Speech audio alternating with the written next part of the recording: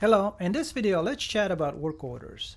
I know some farms create work orders for each activity, while many farms operate just fine without any work orders. Work order creation and management takes time, and that's very often the reason why many farms don't use any work orders. But on farms, things do happen. Equipment breaks, field maintenance tasks get identified, or work tasks simply needs to be communicated to someone. That's why I believe that all farms could benefit from a practical, easy to use work order management app. Let's see how easy it is to create a work order using AgNote's mobile app. So let's say, I know this is a silly example, but let's say irrigator is walking the field and he sees this broken tree branch which he wants to report. So all he needs to do, open a AgNote app on a cell phone, go to work orders, add new, add some notes about what he's seeing, and take an image. And that's all. A new work order has been created. And behind the scenes, AgNote just emailed this work order to a management, to a farm manager or account owner. There are a few things I want to point out here in a mobile app before we jump over into main application.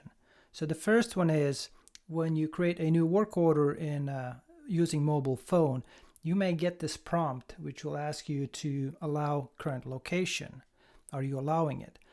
Please make sure that you allow, otherwise your location will not be geotagged. Second, probably the hardest part when you're creating a work order using phone is to typing out all those details of that work order. But if you are using a newer cell phone, you can just dictate the work order text. You don't have to type it out. You can even dictate that in multiple languages. And the third thing that I want to mention is perhaps you noticed that spinner. So if you are on a farm field and you allowed current location, AgNote will automatically identify which field you're on and it will record that. But of course you can always manually change that. And now let's jump over into AgNote.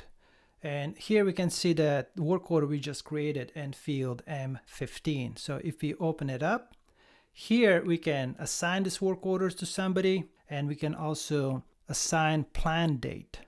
Work orders in AgNote can also be made reoccurring. All we need to do is specify the frequency and specify when do we want this work order to reoccur. Is it from completion date or from the plan date? And if you look at the work order main management area, you can see so that new work orders will always be on the top. And there in a grid, we can quickly click on a map and see where that work order was created. We can see the work order images, or we can download this work order in PDF file. And on this PDF, we can see all the work order details along with the images. And finally, here from the grid, from the main management area, we can also quickly email this work order to one or more recipients.